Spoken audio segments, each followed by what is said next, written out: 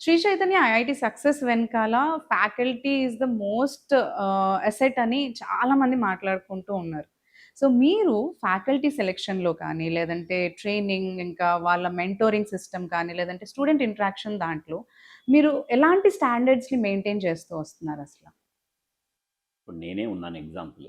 నా journey Shri Chaitanya 4 decades అయితే, more than 3 decades నేను శ్రీ చైతన్యలో ఉన్నానంటే, ఫ్యాకల్టీని ఎలా చూసుకుంటారంటానికి ఇంతకన్నా బెస్ట్ ఎగ్జాంపుల్ ఇంకోటి అక్కర్లేదు. ఎవరైతే అలా ఇంటిగ్రిటీ ఉంటుందో, దాంతో పాటు టైమ్లీ సబ్జెక్ట్ మీద అప్డేషన్ అనేటువంటిది జరుగుతుందో, ప్లస్ యాక్యురసీ పాయింట్ ఆఫ్ వ్యూలో నీడ్స్ ఆఫ్ ది అవర్స్ని అర్థం చేసుకొని వాళ్ళ యాక్షన్ ప్లాన్ తయారు చేసుకుంటారో, మైండ్ సెట్ ఆఫ్ ది స్టూడెంట్ని, మైండ్ సెట్ ఆఫ్ ది కాంపిటీషన్ని అర్థం చేసుకునేటువంటి వాళ్ళు ఎవరైతే ఉంటారో, మేము డిఫరెంట్ పారామీటర్స్తో వాళ్ళని సెలెక్ట్ చేసుకొని వాళ్ళనే ఫ్యాకల్టీగా తీసుకుంటాం.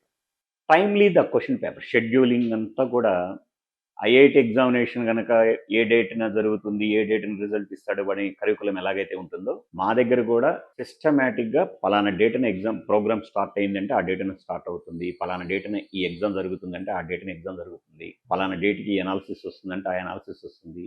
ఆ ఎనాలిసిస్తో different varieties of micro level analysis అనేటువంటిది ఉండటం వల్ల స్టూడెంట్కి ఎక్కడెక్కడ ఏమేమి తప్పులు చేస్తాడు, ఫ్యాకల్టీ కూడా వాడు ఎక్కడెక్కడ ఏ లోపాలు చేస్తున్నారు అనేది ఎప్పటికప్పుడు అప్డేట్ చేయటం అనేటం, ఇవన్నీ కూడా ఒక రెగ్యులర్ ప్రాసెస్ కింద వెళ్ళటం వల్ల లాస్ట్ ఇయర్ కాక అటు last year 3 all India first ర్యాంకులు నీట్లో, మెయిన్స్లో, అలానే అడ్వాన్స్డ్లో, అది కూడా స్కూల్ స్టూడెంట్స్ నుంచి రావటం, చైతన్య స్కూల్ స్టూడెంట్స్ నుంచి రావటం చరిత్రలో ఎవరికి జరగని విషయాలు. అయితే వీటన్నిటికీ కూడా మేనేజ్మెంటు, ఫ్యాకల్టీ వీళ్ళందరూ కూడా కలిసి చేసినటువంటి సమిష్టి కృషి. కోర్స్ దానికి మా స్టూడెంట్స్, పేరెంట్స్ వాళ్ళు ఇచ్చిన సపోర్ట్ కూడా దానికి ఎంతో ముఖ్యమైనటువంటి కారణం.